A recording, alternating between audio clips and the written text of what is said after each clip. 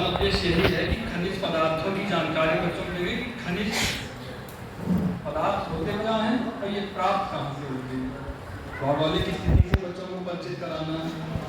सामान्य सभी जगह तो नहीं खनिज पदार्थ प्राप्त होते हैं, कुछ विशेष जगह होती है जहाँ पे खनिज पदार्थों का दोहन किया जाता है, जहाँ से खनिज पदार्थ निकाले जाते हैं।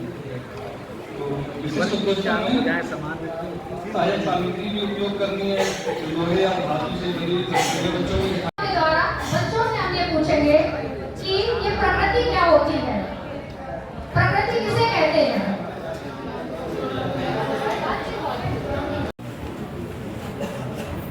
बच्चों से पूछेंगे कि हमारे आसपास आपको क्या क्या दिखाई दे रहा है। एक छोटा सा चित्र हम बोर्ड पर बनाए, आपको इसमें क्या क्या दिख रहा है। बच्चे बताएंगे पहाड़ है, फूल है, पौधे हैं छोटे छोटे से, नदी दिख रही है। इस तरह से बच्चों को हम प्रकृति की ओर ले जाएंगे और अंत में हम बताएंगे कि जो कुछ भी हमारे आसपास है, जो कुछ भी ईश्वर के द्वारा हमें प्रदत्त है, वो प्रकृति या कुदरत कहलाता है।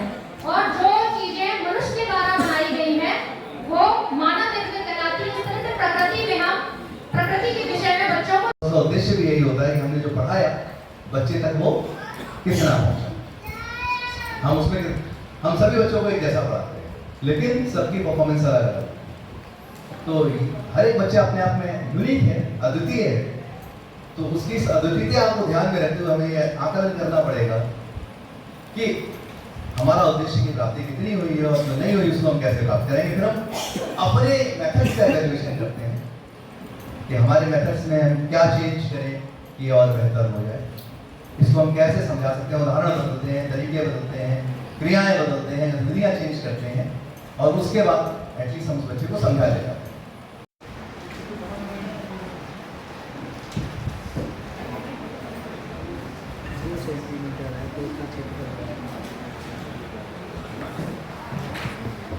अच्छा, सबसे पहले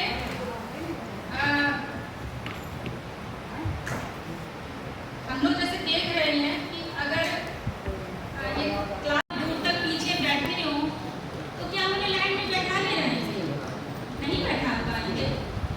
उनको हम उनका कुछ दूसरा ऐसा व्यवस्था बनाएंगे कि वो उन तक हमारी आवाज़ जाए स्पष्ट रूप से, हमारी पहुंच हो हर बच्चे तक समान रूप से।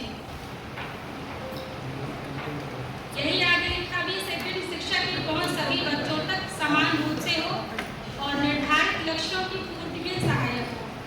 हमारी जो बैठक व्यवस्था है या वो ऐसी हो कि जो भी हमारा उद्देश्य हो उसको वो पूरा करने में सहायक हो।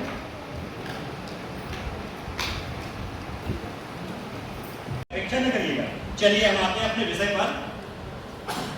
पहला हमारा शिक्षण, प्रभावी शिक्षण कैसे हो। शिक्षण विधि ऐसी बात कर रहे हैं कि हमारा शिक्षण प्रभावी हो। देखिए, चूंकि हमारे विद्यालयों में विभिन्न स्तर के बच्चे आते हैं, कक्षाएं तो 5 होती हैं, लेकिन क्या बच्चों के स्तर भी 5 होते हैं? नहीं होते हैं, क्योंकि एक ही कक्षा में विभिन्न शैक्षिक स्तर के कई सारे बच्चे होते हैं। तो जब कई स्तर के बच्चे हैं तो एक ही विधि सबके लिए उपयुक्त नहीं हो सकती। यहाँ पर सबसे महत्वपूर्ण भूमिका आपकी हो जाती है कि आप बच्चे की पहचान करें, उसके स्तर की पहचान करें और उसके अनुरूप शिक्षण विधियों का चयन करें। इसके लिए यहाँ पर हम आपकी कुछ शिक्षण विधियों की चर्चा करेंगे जो मानक के तौर पर हमारे पास पहले से उपस्थित है और जो बच्चों पर काफी समय से प्रयोग की जा रही है और प्रभावी साबित हुई है। क्योंकि जब हम इस शिक्षण बच्चे की क्षमता को पहचान कर, बच्चे के स्तर को पहचान कर सही शिक्षण विधि का प्रयोग करते हैं तो आपका शिक्षण प्रभावी हो जाता है और आप जो उद्देश्य लेकर, लर्निंग आउटकम लेकर कक्षा में जाते हैं वो बच्चे तक पहुंच पाता है और बच्चा उसे ग्रहण करता है। सबसे पहली चीज में हम आते हैं, हमारी एक बेसिक पद्धति है मॉन्टेसरी पद्धति। सबने सुना होगा उसके बारे में। शायद 80 के दशक में आपने अपने आसपास बहुत सारे मॉन्टेसरी स्कूलों को देखा होगा जो मॉन्टेसरी के नाम से खोले गए थे। दरअसल 20वीं सदी में एक इतालवी मनोचिकित्सक थी मारिया मॉन्टेसरी, और जब उन्होंने ये पद्धति इस्तेमाल की तो उन्होंने पाया कि ये पद्धति बच्चों को सीखने में खासकर प्राथमिक स्तर के बच्चों को सीखने के लिए बहुत अधिक प्रभावी सिद्ध हुई है।